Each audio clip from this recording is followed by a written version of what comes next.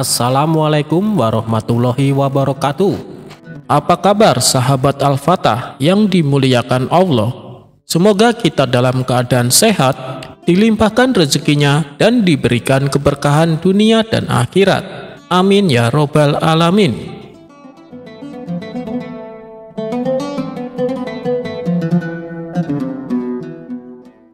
Diceritakan, di depan rumah Abu Nawas terdapat pohon mangga yang besar. Seiring berjalannya waktu, pohon mangga tersebut mulai berbuah. Lama-kelamaan, buahnya semakin banyak dan semakin besar. Abu Nawas yang terkenal dermawan membagikan buah mangganya kepada para tetangganya.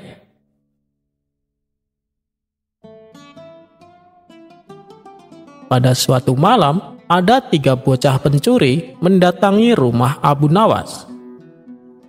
Mereka berencana mencuri mangga yang ada di depan rumahnya. Namun naas, saat mereka sedang melakukan aksinya, Abu Nawas memergoki ketiga bocah tersebut. "Hei, ngapain kalian? Ayo turun!" teriak Abu Nawas. Dengan wajah penuh ketakutan, mereka pun turun menghadap Abu Nawas. "Siapa kalian ini? Dan kenapa kalian mencuri mangga?" tanya Abu Nawas. "Maafkan kami Tuan Abu, kami mengaku bersalah," jawab mereka ketakutan. "Kalau mau mangga, kenapa harus mencuri? Mintalah secara baik-baik, nanti pasti aku kasih," tutur Abu Nawas. "Sekali lagi kami minta maaf Tuan Abu," kata mereka.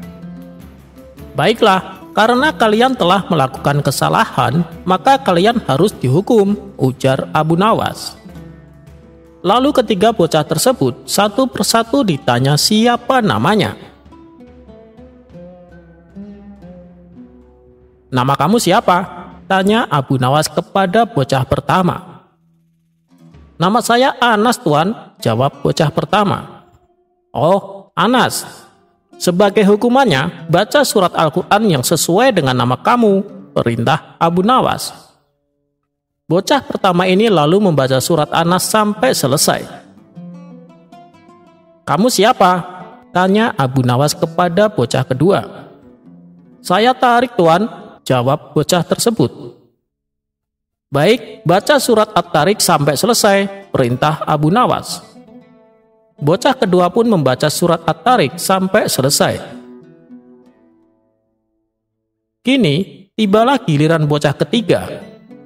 Dia terlihat gemeteran dan wajahnya mulai panik. "Nama kamu siapa?" tanya Abu Nawas. "Nama saya Ali Imron Tuan.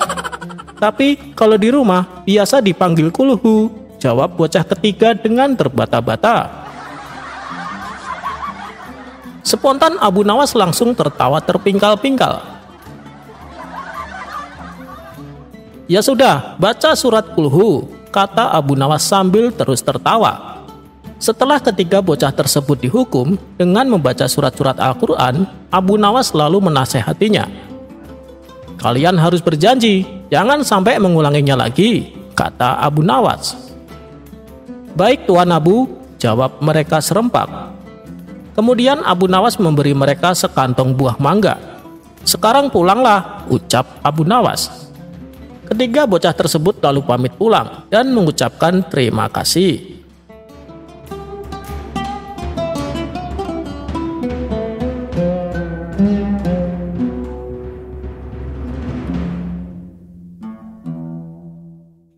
Selama ini raja memendam rasa penasaran karena Abu Nawas selalu cerdik dan lolos dari setiap jebakannya.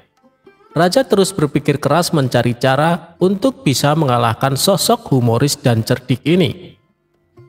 Akhirnya Menteri Istana memberi usulan sebuah pertanyaan yang menurut Baginda Raja sulit dijawab Abu Nawas. Maka saat itu juga dia memerintahkan beberapa pengawal untuk memanggil Abu Nawas. Para pengawal pun sampai di rumah Abu Nawas. "Tuan Abu Nawas, Anda diperintah Paduka Raja ke istana sekarang juga," ujar salah seorang pengawal. Abu Nawas yang sedang istirahat merasa terganggu dengan kehadiran para pengawal istana. Kalau bukan perintah Baginda Raja, tentu saja Abu Nawas akan mengusirnya. "Sampai kapan sih Paduka Raja selalu mengganggu istirahatku?" gerutu Abu Nawas.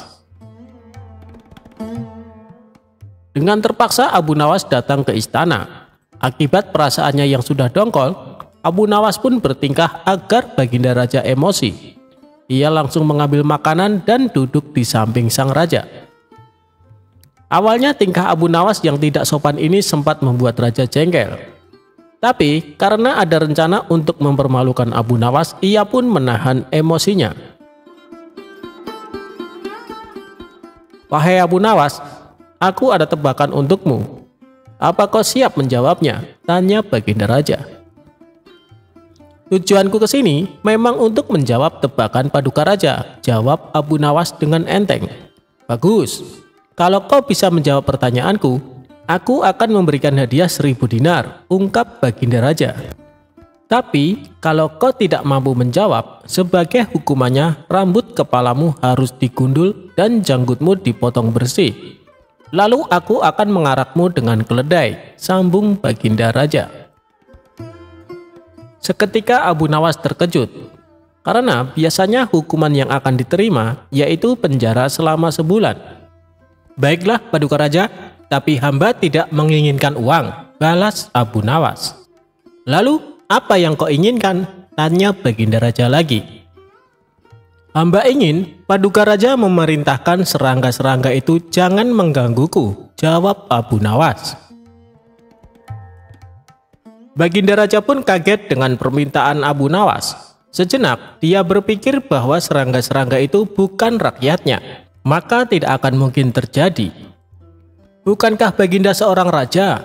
Akan hebat seorang raja bila dapat memerintah serangga, celetuk Abu Nawas.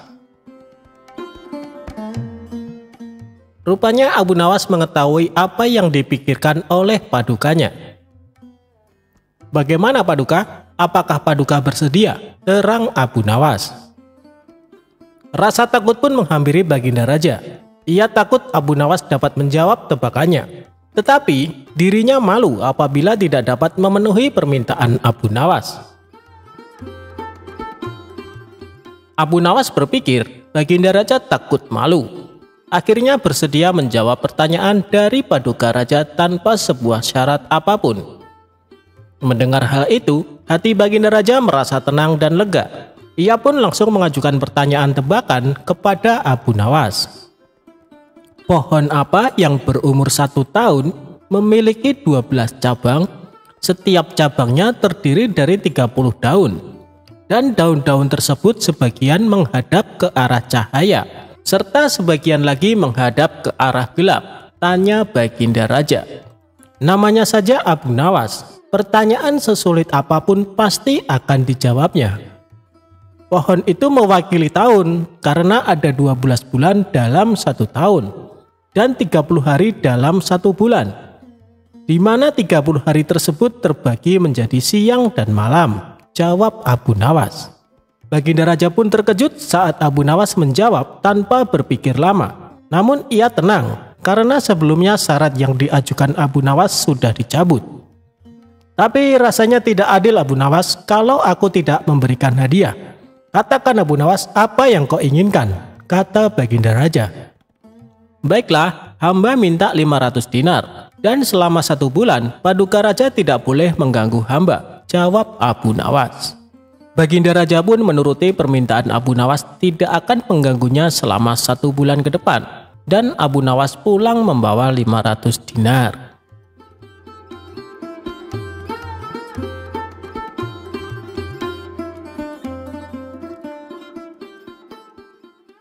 Kejujuran Abu Nawas diuji dengan wanita cantik.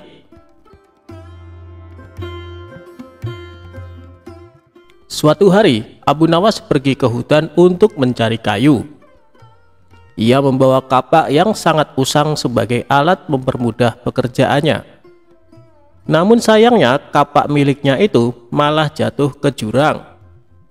Melihat Abu Nawas yang sedang panik dan bingung karena kapak satu-satunya jatuh ke jurang, jin itu langsung berubah jadi seorang kakek-kakek.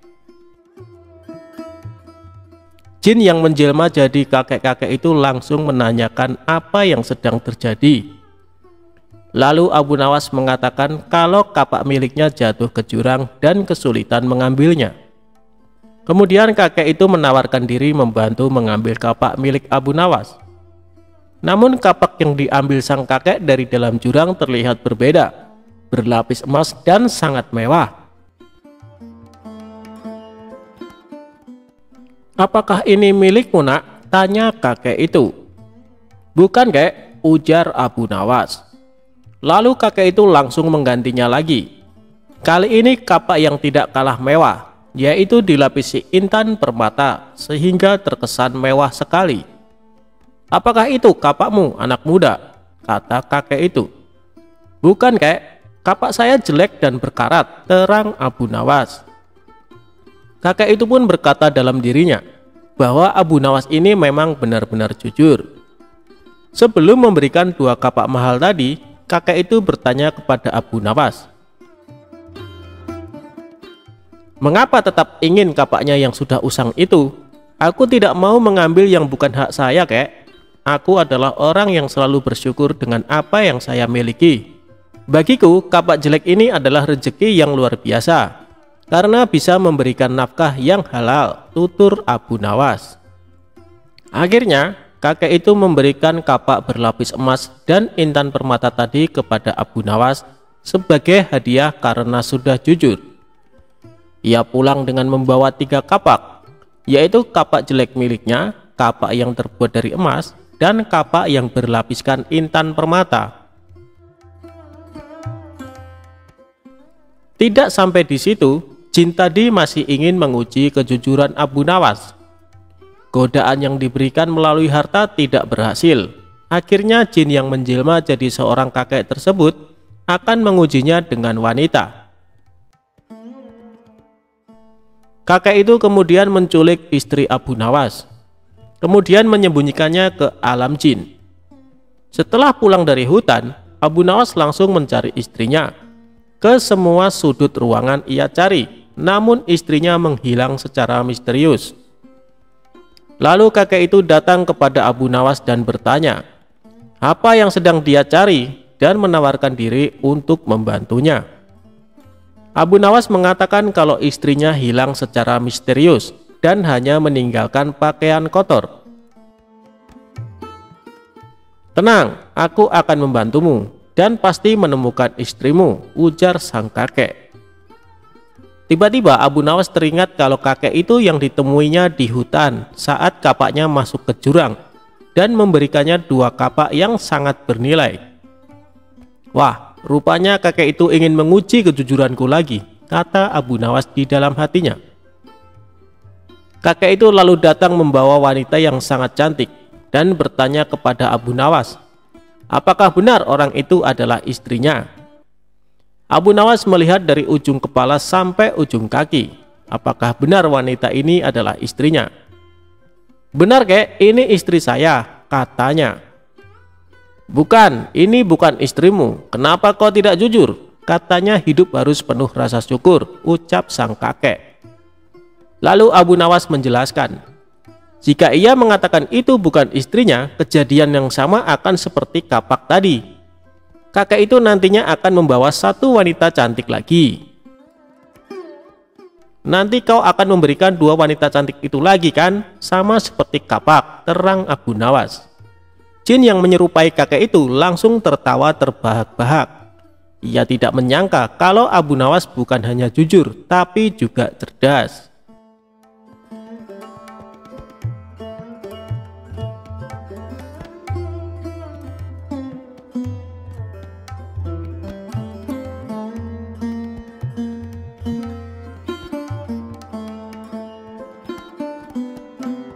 Dikerjai balik Abu Nawas, tabib palsu rugi ratusan dinar.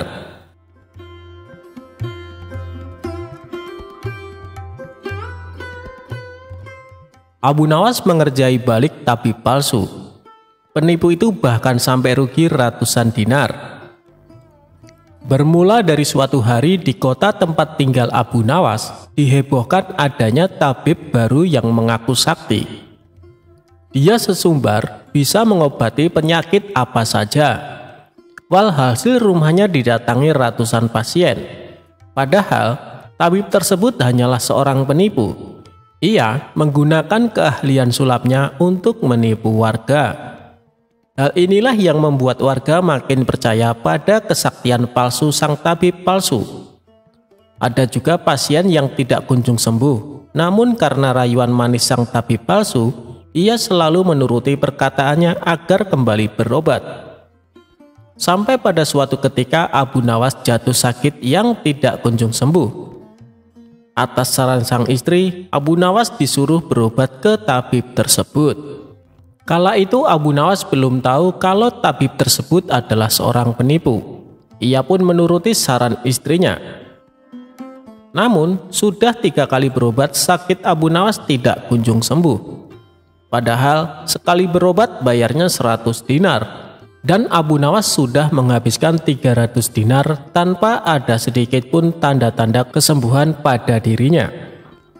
Akibatnya Abu Nawas mulai curiga jangan-jangan tabib itu seorang penipu. Seiring berjalannya waktu, Abu Nawas pun sudah sehat seperti sedia kala. Lalu terbesit dalam benaknya untuk mengerjai tabib palsu tersebut. Aku harus mendapatkan 300 dinarku, tapi bagaimana caranya ya? Tanya Abu Nawas dalam hati. Setelah lama berpikir, akhirnya Abu Nawas menemukan ide cemerlang. Keesokan harinya, dia membuka praktik pengobatan di depan rumahnya, lengkap dipasang papan yang bertuliskan, sembuh bayar 100 dinar, kalau tidak sembuh uang kembali 1000 dinar. Para pasien yang rencananya berobat ke tabib palsu, mendadak memilih datang ke rumah Abu Nawas. Rumah Abu Nawas pun penuh sesak oleh pasien. Entah karena kebetulan atau bagaimana, hampir semua pasien yang diobati berhasil disembuhkan. Sementara di rumah tabib palsu terlihat sepi. Tidak ada seorang pasien pun yang datang. Hari ini kenapa sepi sekali? Tanya sang tabib dalam hati. Selang beberapa lama datanglah asistennya dan mengabarkan berita tentang klinik Abu Nawas. Tuan, Abu Nawas sekarang buka praktik pengobatan, kata asistennya melaporkan. Benarkah? Tanya sang tabib. Benar tuan, di rumah Abu Nawas ramai sekali pasien datang. Itulah kenapa hari ini di rumah tuan sepi pasien, jawab asistennya. Mendengar kabar itu, sang tabib tertawa mengejek. Memangnya Abu Nawas sakti? Menyembuhkan dirinya saja tidak bisa, balas sang tabib dengan terus tertawa. Bukan masalah sakti atau tidaknya tuan, tapi di depan rumah Abu Nawas terpajang papan yang bertuliskan sembuh bayar 100 dinar, kalau tidak sembuh uang kembali 1000 dinar, ujar sang asisten. Oh, pantas aku hari ini sepi pasien. Tapi apa emang benar begitu? Tanya sang tabib penasaran. Saya lihat sendiri tuan, tapi anehnya pasien yang berobat ke Abu Nawas hampir semuanya sembuh dari penyakitnya, jawab sang asisten. Mendengar penuturan asistennya, muncul sifat asli tabib palsu. Ia berencana menipu Abu Nawas. Beberapa hari ke depan, untuk sementara kita tutup dulu. Biarlah Abu Nawas yang membuka praktek pengobatan, ucap sang tabib kepada asistennya. Memangnya kenapa tuan? Tanya asistennya penasaran. Aku punya rencana untuk menipu Abu Nawas. Aku pasti akan mendapatkan 1000 dinar, jawab tabib palsu itu. Tapi bagaimana caranya? Tanya sang asisten bertambah penasaran. Begini, aku akan berobat ke tempat Abu Nawas. Aku akan berpura-pura sakit pada indera perasa lidahku. Kalau ditanya sembuh atau tidak, tentu saja aku akan mengatakan tidak. Karena yang tahu sembuh atau tidaknya kan hanya aku, paparnya. Dengan begitu, aku bisa dengan mudah mendapat 1000 dinar, kata sang tabib menjelaskan. Singkat cerita, datanglah tabib palsu itu ke rumah Abu Nawas. Hai Abu Nawas, aku ingin berobat kepadamu, kata sang tabib. "Bukankah kau seorang tabib? Kenapa malah berobat kemari?" tanya Abu Nawas. "Iya benar, tapi di tempatku tidak ada obatnya, makanya aku datang ke sini," jawab sang tabib. "Memangnya kamu sakit apa?" tanya Abu Nawas lagi. "Begini Abu Nawas, entah kenapa lidahku mati rasa. Aku tidak bisa merasakan apa-apa," kata sang tabib berpura-pura mengeluh. Tapi Abu Nawas menangkap firasat kurang baik. Ia yakin kalau tabib palsu itu hendak menipunya. "Aku tidak akan tertipu untuk yang kedua kalinya.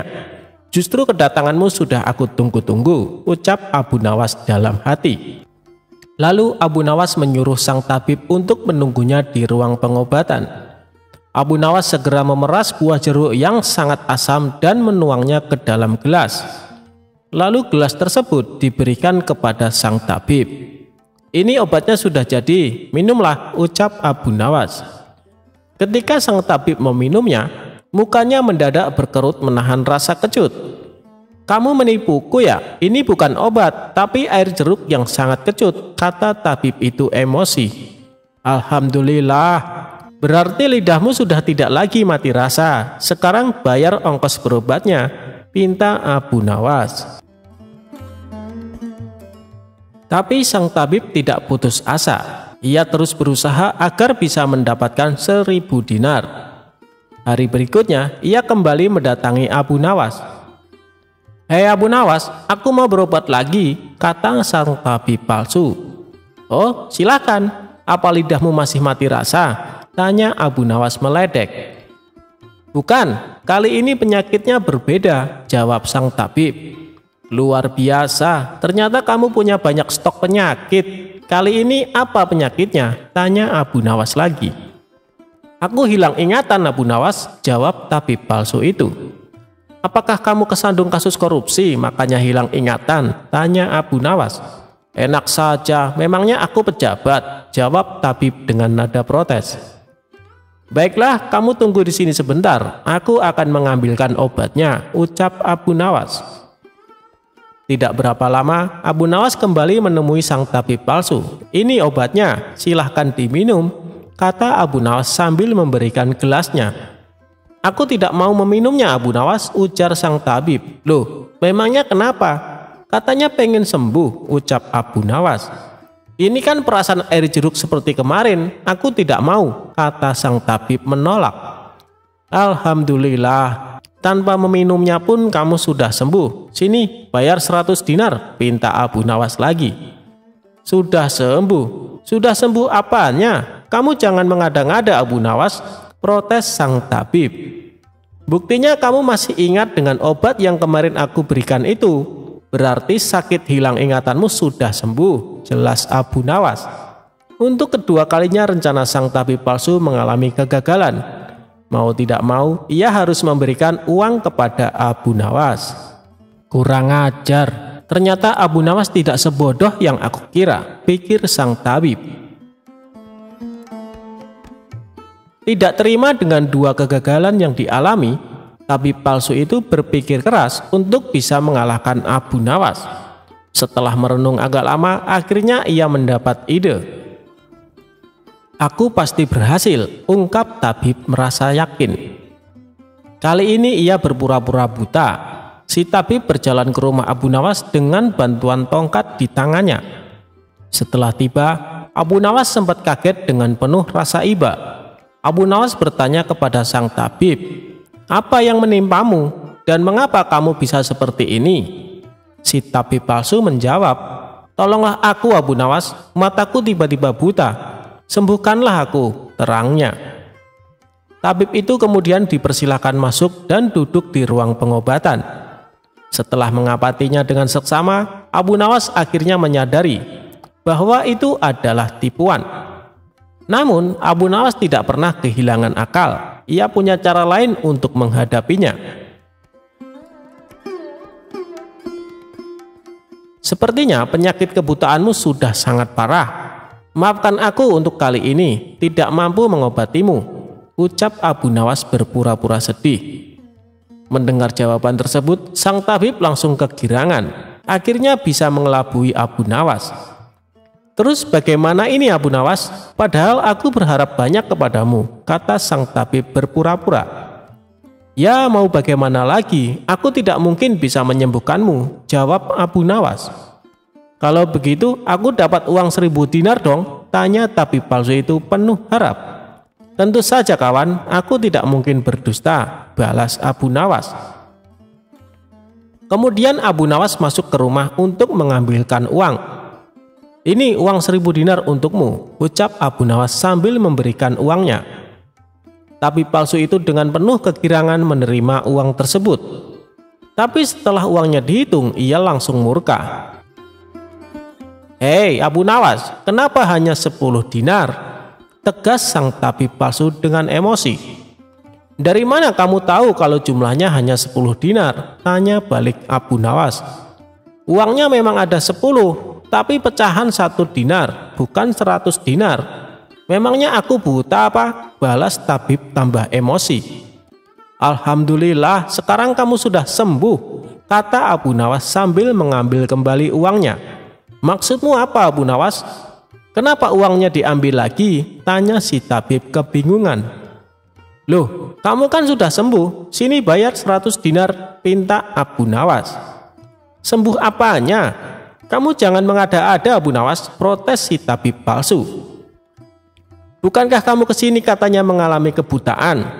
Tapi kamu bisa membedakan mana pecahan 1 dinar dan mana pecahan 100 dinar. Berarti matamu sudah bisa melihat," jelas Abu Nawas. Tabib palsu itu tidak bisa berkata apa-apa. Ia pun terpaksa memberikan 100 dinar kepada Abu Nawas dan pergi dengan perasaan kecewa. "Aku kapok berurusan dengan Abu Nawas," ucap si tabib palsu. Sementara Abu Nawas berhasil mendapatkan kembali 300 dinarnya yang pernah diberikan kepada sang tabib palsu sewaktu sakit berobat.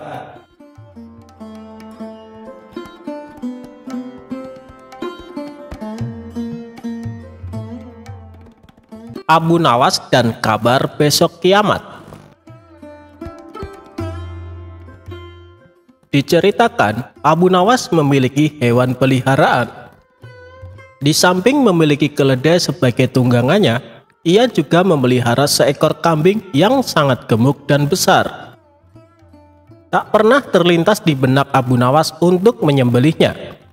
Ia lebih menyukai kambingnya sebagai hewan peliharaan. Pada suatu hari, kawan-kawan Abu Nawas datang berkunjung ke rumahnya. Saat memasuki halaman rumah, mereka melihat kambing peliharaan Abu Nawas yang diikat di samping rumah. Abu Nawas menyambut hangat kawan-kawannya itu, dan setelah mengobrol, salah satu kawannya berkata kepada Abu Nawas, "Kambing punyamu hebat sekali Abu Nawas, gemuk dan sehat. Bagaimana kalau kita berpesta dan sembelih saja kambing itu?" usul kawan lainnya. "Ya, aku setuju. Dagingnya pasti enak dan lezat," timpal kawan satunya. Mendengar perkataan teman-temannya, Abu Nawas mencoba mengelak. "Kambingku itu tidak terlalu gemuk, belum begitu besar," kata Abu Nawas beralasan. Bagaimanapun, Abu Nawas sangat menyayangi kambingnya. Ia tidak sampai hati kalau sampai disembelih. "Hei Abu Nawas, apa kamu tidak dengar kabar kalau besok akan kiamat? Kambingmu juga tidak akan bertambah gemuk," kata teman-temannya. "Ya Abu Nawas, besok akan kiamat, kita sembelih saja kambingnya," sahut yang lainnya. Mereka terus saja mendesak Abu Nawas agar bersedia kambing kesayangannya disembelih. Abu Nawas pun mulai kesal mendengar perkataan teman-temannya yang memaksa. "Baiklah, besok kita akan pesta di pantai. Daging kambingnya kita bakar dan kita makan sama-sama," tutur Abu Nawas. Keesokan harinya, Abu Nawas dan teman-temannya berangkat menuju sebuah pantai. Setibanya di sana, Abu Nawas berkata, "Kalian bersenang-senang saja dahulu, biar aku yang memasaknya." Mendengar itu, teman-temannya kegirangan dan mereka segera melepas baju untuk berenang di tepian pantai. Saat mereka tengah berenang, diam-diam Abu Nawas mengambil baju semua temannya. Abu Nawas pun mulai menyembelih kambing dan mengulitinya. Lalu ia membakar semua baju temannya untuk memanggang daging kambing tersebut. Selesai berenang, teman-temannya kebingungan mencari baju. "Hei Abu Nawas, kamu melihat baju kami tidak?" tanya temannya. "Oh iya, tadi aku waktu kesini lupa membawa kayu bakar. Sebagai gantinya, aku bakar baju kalian untuk memanggang daging kambing ini," ujar Abu Nawas. "Kamu gila ya Abu Nawas? Masa kami pulang dalam keadaan telanjang?" ucap mereka. "Percayalah padaku, kalian sudah tidak akan membutuhkan baju, karena kata kalian hari ini akan kiamat bukan?" timpal Abu Nawas. Teman-temannya hanya bisa bengong mendengar jawaban Abu Nawas. Mereka tak mungkin memarahi Abu Nawas, karena yang dilakukan Abu Nawas akibat perkataan mereka sendiri. Setelah selesai makan, mereka terpaksa pulang tanpa memakai baju. Dan di sepanjang perjalanan, mereka ditertawakan oleh para warga yang melihatnya.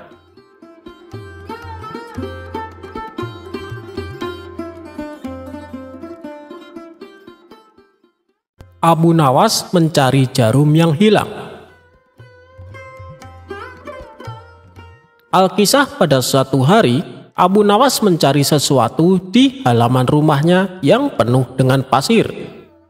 Ternyata Abu Nawas mencari jarum. Tetangganya yang merasa kasihan ikut membantu Abu Nawas mencari jarum tersebut.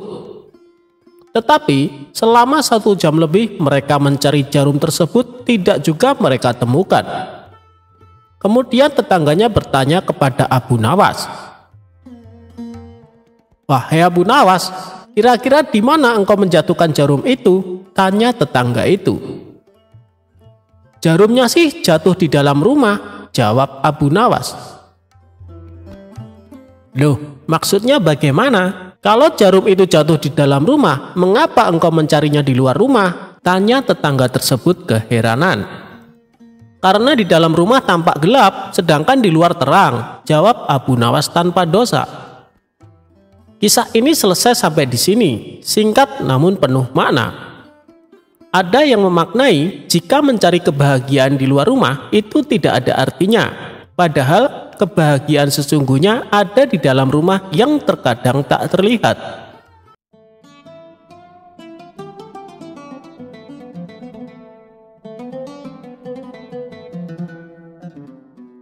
Suatu hari, Baginda Raja dikasih makanan lezat bebek panggang berkaki 1 dari Abu Nawas.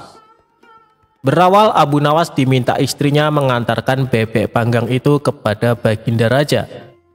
Abu Nawas agak malas, sebab dia sendiri makan tanpa lauk.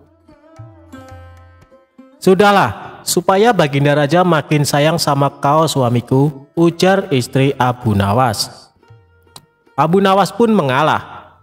Dengan berat hati ia menenteng bungkusan bebek panggang yang menggoda seleranya itu. Diam-diam Abu Nawas tidak tahan juga. Biar saja ku ambil pahanya yang satu itu," pikir Abu Nawas sembari mematahkan kaki itik tersebut. Tanpa pikir panjang, Abu Nawas pun memakannya. Akhirnya Abu Nawas sampai juga ke istana dengan membawa bebek panggang berkaki 1 menghadap Baginda Raja. Abu Nawas disambut Baginda Raja dengan ramah. Rupanya ketika Abu Nawas datang, Baginda Raja juga sedang makan. "Apa yang kau bawa Abu Nawas?" tanya Baginda Raja melihat Abu Nawas menenteng sesuatu. Tanpa banyak cakap, Abu Nawas menyerahkan bawaannya kepada Baginda Raja. Bebek panggang," gumam Baginda Raja tersenyum cerah. Belum lagi menikmati bebek panggang hadiah dari Abu Nawas, Baginda Raja terdiam beberapa saat mendapatinya hanya berkaki 1. "Mengapa bebek panggang ini hanya berkaki 1 Abu Nawas?" tanya Baginda Raja dengan penasaran. "Memang begitu Baginda, di negeri ini bebek-bebek hanya memiliki 1 kaki. Kalau Baginda Raja tidak percaya, cobalah lihat di kolam," jawab Abu Nawas santai. Mereka berdua pun berjalan menuju kolam. Di sana banyak bebek-bebek berendam sambil mengangkat sebuah kakinya, sehingga tampak hanya berkaki satu. "Lihatlah," kata Abu Nawas cengengesan. "Di sini bebek hanya berkaki satu," lanjutnya sembari jarinya menunjuk gerombolan itik di kolam. Tentu saja Baginda Raja tidak mau ditipu, maka ia pun berteriak keras. Semua bebek kaget menurunkan kaki yang dilipat dan berterbangan. Tapi Abu Nawas juga tidak kehilangan akal. "Subhanallah," katanya. "Bahkan bebek pun takut pada keinginan Baginda Raja. Barangkali kalau Baginda meneriaki Paduka, Paduka akan ketakutan dan secara refleks menggandakan kaki jadi 4 dan kemudian terbang juga." Mata Baginda Raja melotot ke arah Abu Nawas, sepertinya marah. Tapi yang terjadi justru ledakan tawa Baginda Raja. "Yuk kita makan sama-sama bebek panggang berkaki satu itu," ajak Baginda Raja. Abu Nawas pun makan dengan lahap. "Alhamdulillah, rezeki memang enggak kemana," ujarnya sembari mengapungkan senyum di bibirnya.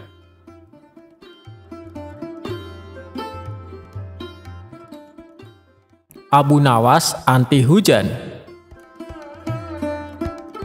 Sejak peristiwa penghancuran barang-barang di istana oleh Abu Nawas yang disaksikan oleh Baginda Raja, saat itu pula Baginda Raja sangat kesal dan ingin segera untuk menangkap si tersangka yaitu Abu Nawas agar dijebloskan ke dalam penjara karena ulah dari tingkah lakunya.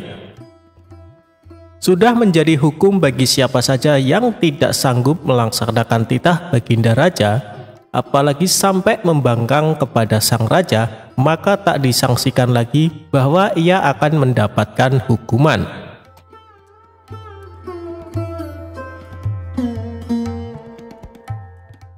Baginda Raja pun tahu Abu Nawas amat begitu takut kepada beruang. Suatu hari, Baginda Raja memerintahkan prajuritnya untuk menjemput Abu Nawas agar bergabung dengan rombongan Baginda Raja berburu beruang.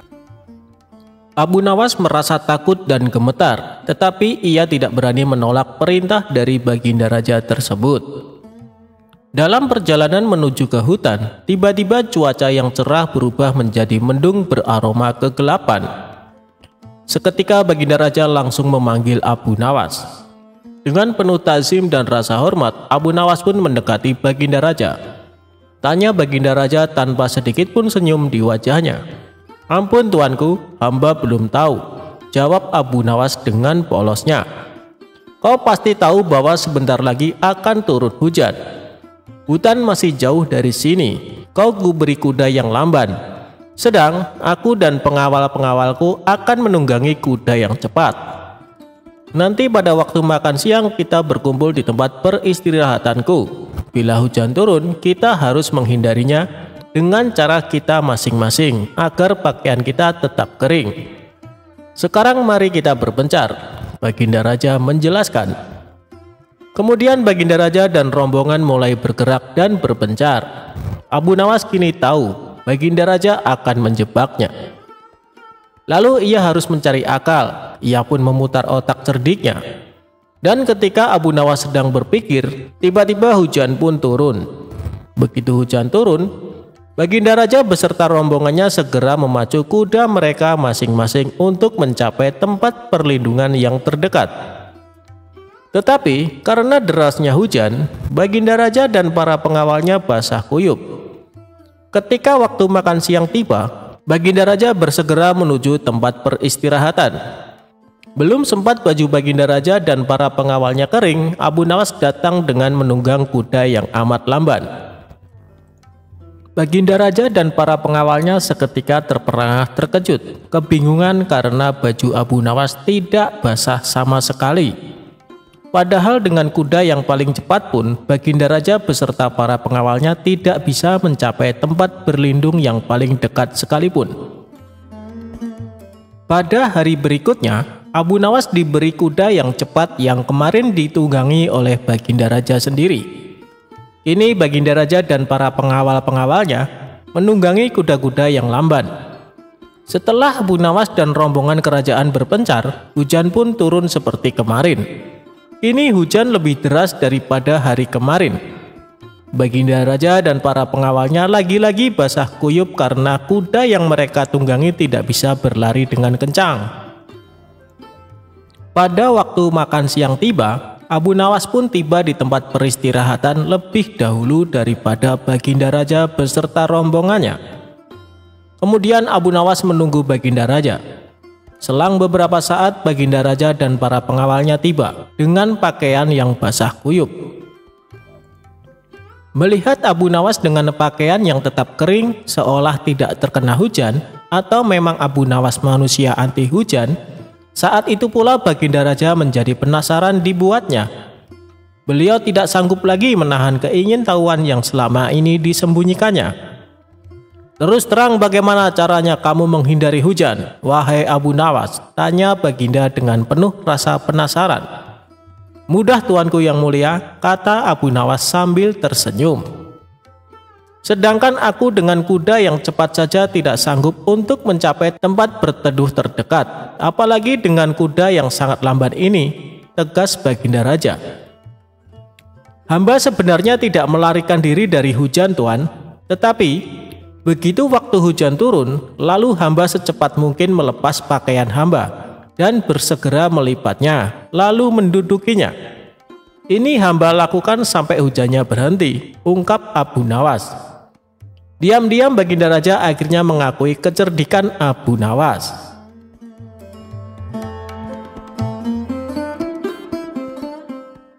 Kisah Abu Nawas menjual rajanya untuk dijadikan budak. Suatu hari Abu Nawas sangat kebingungan, bahkan ia hampir putus asa. Sudah 2 hari dapur tidak mengepul asap karena tidak ada lagi barang yang bisa ia jual. Satu-satunya jalan yang bisa dia ambil adalah menjual manusia untuk dijadikan budak. Sebenarnya jika Abu Nawas mau, dia bisa saja menjual teman-temannya. Namun ia tidak tega karena teman-temannya bukan orang kaya, melainkan orang miskin seperti dirinya. Jalan satu-satunya yang bisa dilakukan Abu Nawas adalah menjual manusia. Akhirnya Abu Nawas memutuskan sesuatu yang tidak biasa.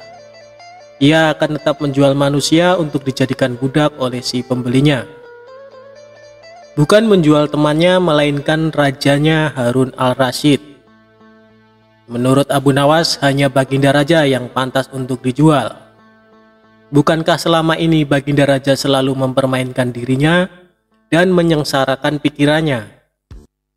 Maka sudah sepantasnya bagi Abu Nawas untuk menyusahkan Baginda Raja.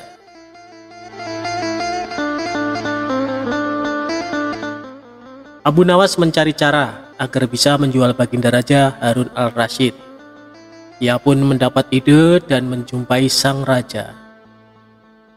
"Ada sesuatu yang amat menarik yang akan hamba sampaikan hanya kepada Paduka yang mulia," ucap Abu Nawas.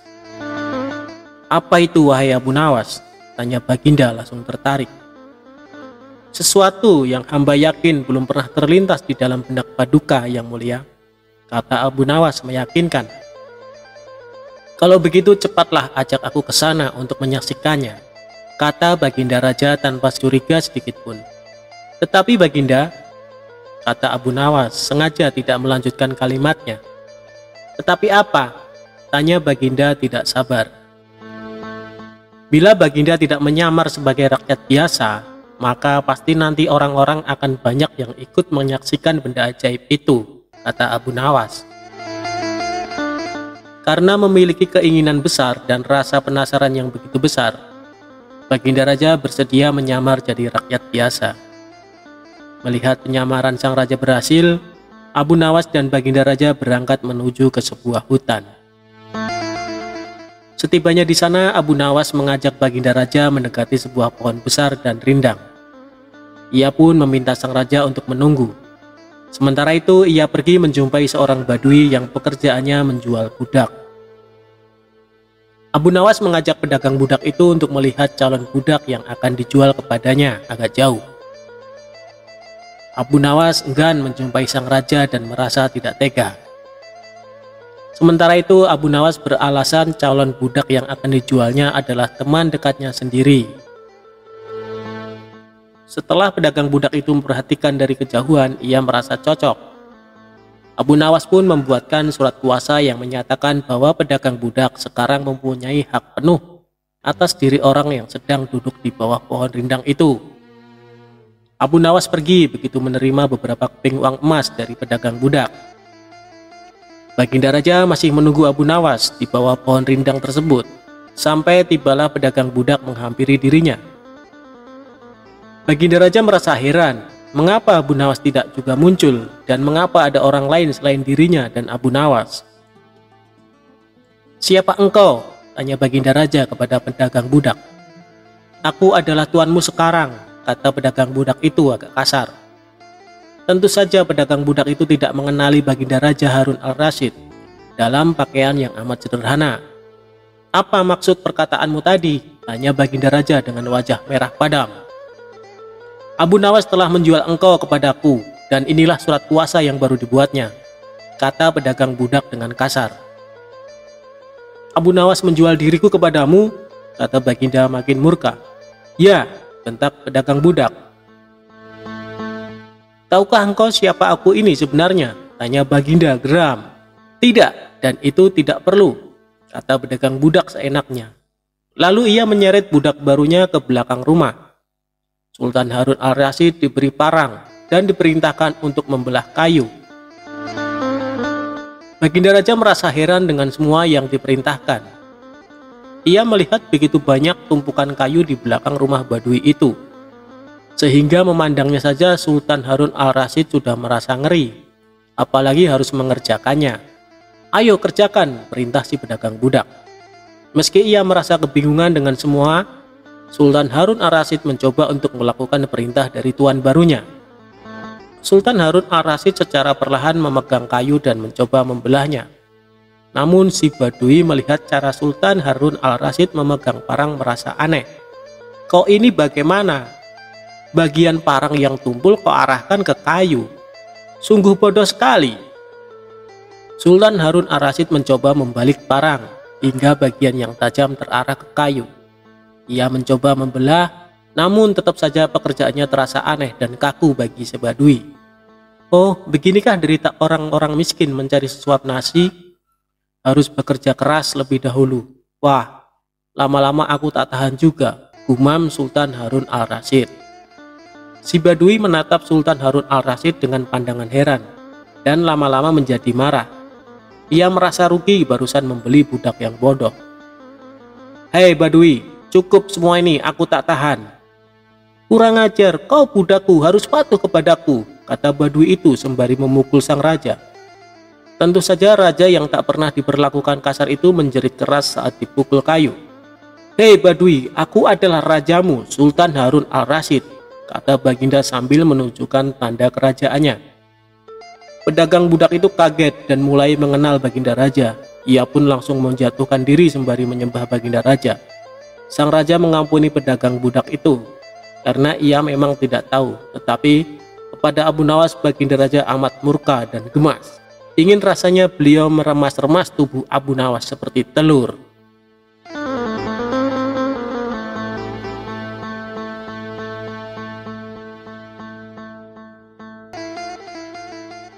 Pada suatu hari, Abu Nawas dengan santai menyisir jalanan kota. Ia mendapat perintah dari Baginda Raja untuk memantau keadaan rakyatnya. Tiba-tiba, langkahnya terhenti tepat di depan lapangan yang tengah penuh dengan kerumunan warga. Abu Nawas penasaran dengan apa yang terjadi di sana. Ternyata di lapangan itu tengah ada pertunjukan monyet ajaib. Monyet ajaib ini dapat memahami bahasa manusia dan hanya patuh kepada perintah tuannya saja.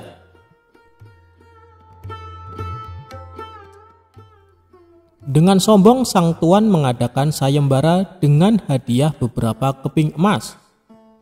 Barang siapa yang mampu membuat monyet miliknya mengangguk-angguk, maka ia berhak mendapatkan hadiahnya. Banyak warga yang telah mencoba dengan berbagai macam cara, tapi si monyet tak juga berhasil ditaklukkan. Hal ini semakin membuat Abu Nawas penasaran. Akhirnya Abu Nawas maju ke depan untuk mencobanya. Abu Nawas memberikan beberapa pertanyaan kepada si monyet. "Hai monyet, tahukah engkau siapa aku?" Monyet pun menggelengkan kepala.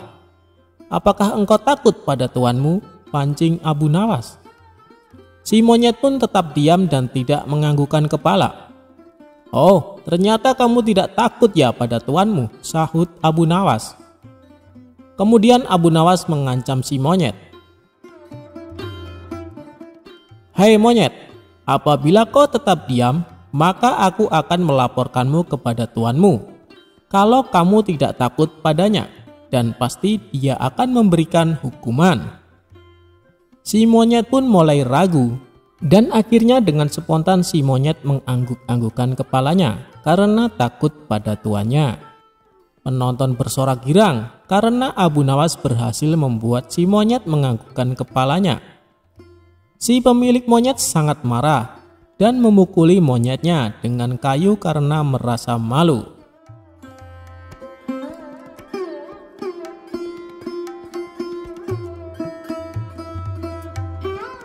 Sandal ajaib Abu Nawas.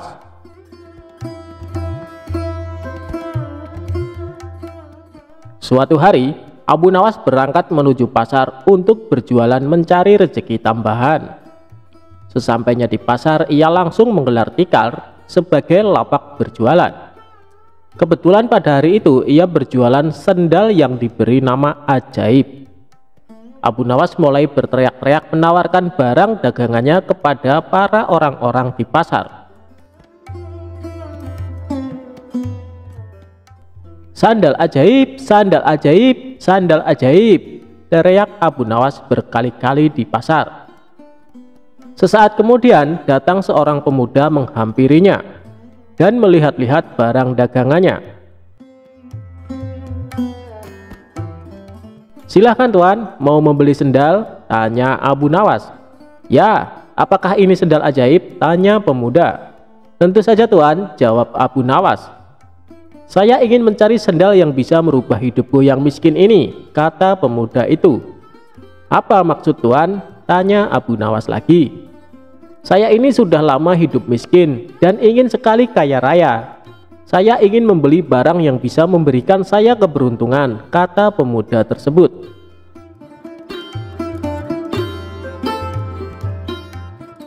Sejurus kemudian Abu Nawas menunjukkan salah satu sendal ajaibnya. Ia mengatakan bahwa sendal itu akan membuat pemiliknya dari tidak berada menjadi berada. Karena tertarik dengan kata-kata Abu Nawas, tanpa pikir panjang, pemuda tersebut langsung membeli sendal ajaib yang dijual Abu Nawas. Pemuda itu langsung memakai sandal ajaib tersebut, kemudian meninggalkan Abu Nawas dan berkeliling kampung dengan harapan semoga keberuntungan segera berpihak kepadanya. Pemuda tersebut terus-menerus berjalan mengitari kampung-kampung dengan menggunakan sandal ajaibnya. Namun harapannya tidak kunjung terwujud juga. Bukannya keberuntungan, si pemuda malah mendapat kemalangan. Ia hampir saja dihakimi warga karena dikira pencuri yang sedang wirawiri mengintai mangsa.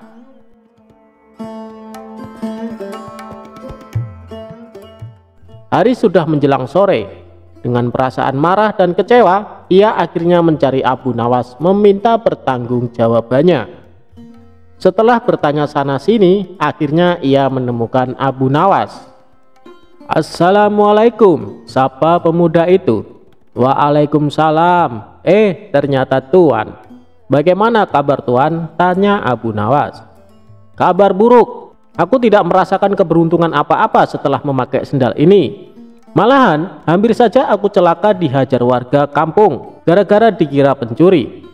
Padahal engkau sudah mengatakan jika sendal ini akan membawa keberuntungan kepada pemiliknya. Mana buktinya?" protes si pembeli. "Seingat saya, tidak pernah saya mengatakan seperti itu tuan," sanggah Abu Nawas. Saya hanya mengatakan bahwa sendal ini akan membuat orang yang tidak mempunyai menjadi berpunya. Buktinya adalah tuan sebelumnya belum memiliki sandal ajaib, sekarang sudah memilikinya, kata Abu Nawas. Mendengar penjelasan Abu Nawas, pemuda itu diam. Ia akhirnya sadar bahwa dirinya sedang salah menafsirkan. Lalu, mengapa engkau mengatakan bahwa sandal ini ajaib? Tanya pemuda. Oh, jika itu memang namanya sandal ajaib, bukan sandalnya yang ajaib, jawab Abu Nawas.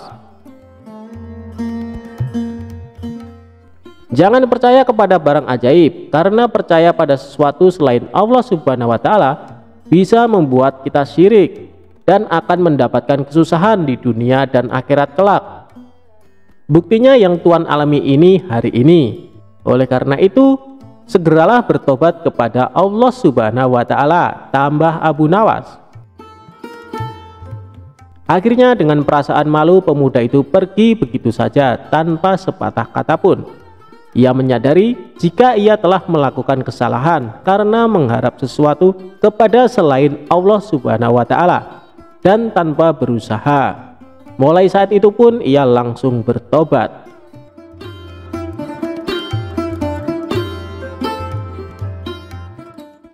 Abu Nawas minta bantuan malaikat langit untuk lempar batu ke pencuri.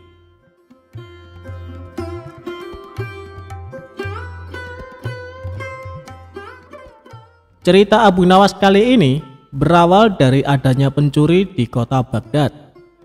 Si pencuri itu sebenarnya sering tertangkap oleh warga, namun tidak pernah jera dengan perbuatannya. Suatu hari ia mencuri di rumah salah seorang saudagar kaya raya. Ketika sedang menjarah barang-barang berharga, dia kepergok oleh si pemilik rumah.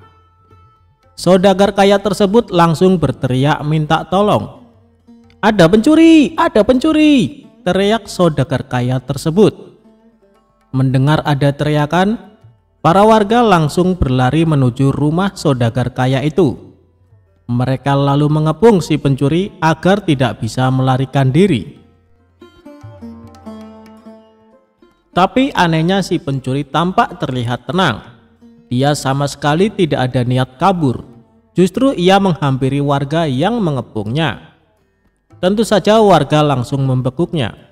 Bahkan ada beberapa orang yang hendak memukuli, dan ada juga yang ingin melemparinya dengan batu. Di saat itulah datang menteri istana untuk mengamankan si pencuri. "Kalian tidak boleh main hakim sendiri. Jangan sampai ada yang memukul si pencuri, apalagi melempari dia dengan batu," teriak Tuan Menteri kepada para warga. "Tapi dia sudah sering kali mencuri, Tuan Menteri. Kami sangat geram dengan ulahnya. Biarkan kami memukulinya supaya jera," sahut salah seorang warga. "Kita lempari batu saja ke kepalanya, biar tidak meresahkan warga," timpal warga yang lain. Melihat emosi warga yang mulai tidak terbendung, Tuan Menteri lalu berkata, "Kalau ada yang berani menyakiti si pencuri ini, aku tidak segan-segan menghukum kalian. Kalian boleh memukul atau melempar batu ke pencuri ini, tapi ada syaratnya." "Apa itu syaratnya? Kami sudah tidak sabar ingin menghukumnya," tanya para warga penasaran. "Syaratnya adalah siapa yang tidak pernah memiliki kesalahan boleh memukul atau melempari batu ke pencuri ini," jelas Tuan Menteri menjelaskan dengan persyaratan tersebut. Para warga hanya terdiam, sebab mana mungkin ada manusia yang tidak punya salah. Bahkan anak kecil pun pernah melakukan kesalahan. Akhirnya para warga membubarkan diri, sementara si pencuri dibawa oleh Tuan Menteri dengan dalih akan diproses di pengadilan. Tapi kenyataannya di tengah jalan si pencuri malah dibebaskan dan disuruh pulang. Usut punya usut, ternyata si pencuri adalah sahabat karib Tuan Menteri. Beberapa hari kemudian si pencuri kembali beraksi, dan setiap kali tertangkap warga, Tuan Menteri selalu datang menolong. Begitulah seterusnya hingga suatu ketika si pencuri menyatroni rumah Abu Nawas.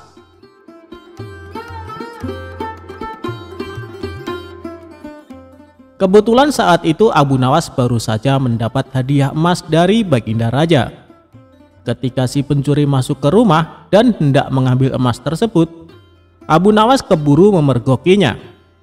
"Hei pencuri, kurang ajar," ucap Abu Nawas. Bukannya kabur, si pencuri malah dengan tenang berjalan keluar meninggalkan Abu Nawas. Hal ini membuat Abu Nawas bertambah emosi. Abu Nawas lantas langsung memukul dan membekuknya. Si pencuri pun berteriak kesakitan. Mendengar ada kegaduhan di rumah Abu Nawas, warga-warga pun segera berdatangan. "Ada apa Abu Nawas?" tanya salah satu warga. "Orang ini hendak mencuri di rumahku," jawab Abu Nawas. "Lagi-lagi dia, seakan tidak ada kapoknya," ucap salah satu warga. "Tidak lama lagi pasti dibebaskan Tuan Menteri," ujar warga yang lain. "Kita hukum saja rame-rame sebelum Tuan Menteri datang," sahut warga lain. Tapi sayangnya niat tersebut tidak terlaksana. Sebab Tuan Menteri dan para pengawal segera mendatangi rumah Abu Nawas. Tuan Menteri lalu mengamankan si pencuri dengan melepaskannya dari tangan warga. Si pencuri kini berdiri di samping Tuan Menteri. "Sudah saya peringatkan berkali-kali, kalian tidak boleh main hakim sendiri. Kalau ada yang berani menyakitinya, aku tidak segan-segan menghukum kalian," ancam Tuan Menteri kepada para warga. "Tapi bagi siapa saja yang tidak pernah memiliki kesalahan selama hidupnya, boleh memukul atau melempar batu ke pencuri ini. Ayo silahkan bila kalian merasa sok suci," bentak Tuan Menteri. Mendengar itu para warga pun terdiam seketika. Tapi tidak bagi Abu Nawas. Diam-diam ia mengambil 2 batu besar, lalu dilemparkan ke arah langit secara bersamaan.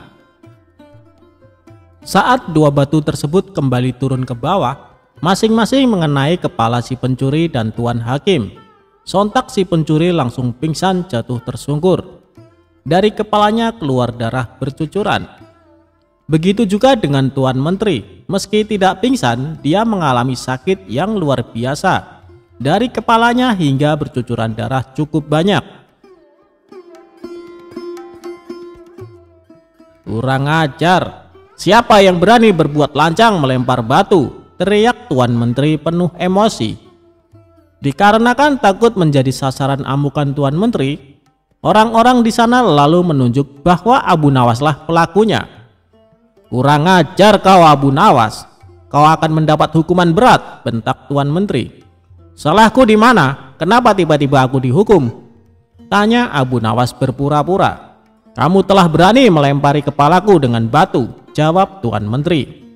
"Oh itu, bukankah tadi Tuan Menteri mengatakan sendiri, siapa saja yang tidak pernah bersalah selama hidupnya boleh melempari si pencuri dengan batu," balas Abu Nawas. "Jadi kau merasa kalau kamu tidak pernah berbuat salah? Jangan sok suci kamu Abu Nawas," herdik Tuan Menteri. "Justru itu, karena aku orang yang pernah berbuat salah, makanya aku minta bantuan malaikat langit. Aku berikan dia 2 batu dengan cara melemparnya ke atas. Ketika malaikat langit mengembalikan batu itu ke bawah, ternyata yang kena bukannya pencuri, tapi Tuan Menteri juga ikut kena.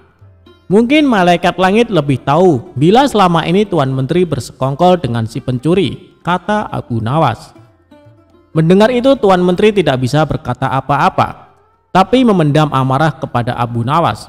Tuan Menteri ingin menghukum saat itu juga, karena perkataan yang diucapkan Abu Nawas hanya dibuat-buat. Belum sempat Tuan Menteri perintahkan pengawal untuk menangkap, tiba-tiba Abu Nawas berkata lagi, kalau besok-besok dia sampai kedapatan mencuri lagi dan Tuan Menteri menolong dengan alasan akan mengamankannya, maka batu ini bukan hanya akan aku berikan kepada malaikat langit, tapi akan aku berikan juga kepada Baginda Raja, ancam Abu Nawas. Mendengar perkataan tersebut, nyali Tuan Menteri mendadak ciut. Tuan Menteri yang tadinya bersikap garang mendadak berubah menjadi santun, sebab tahu betul betapa dekatnya Abu Nawas dengan Baginda Raja. Maafkan aku Tuan Abu Nawas, aku pastikan kali ini si pencuri akan mendapat hukuman, kata Tuan Menteri. Sejak saat itulah akhirnya si pencuri menjadi jera dan tidak mengulangi perbuatannya, karena Tuan Menteri sudah tidak berani melindunginya.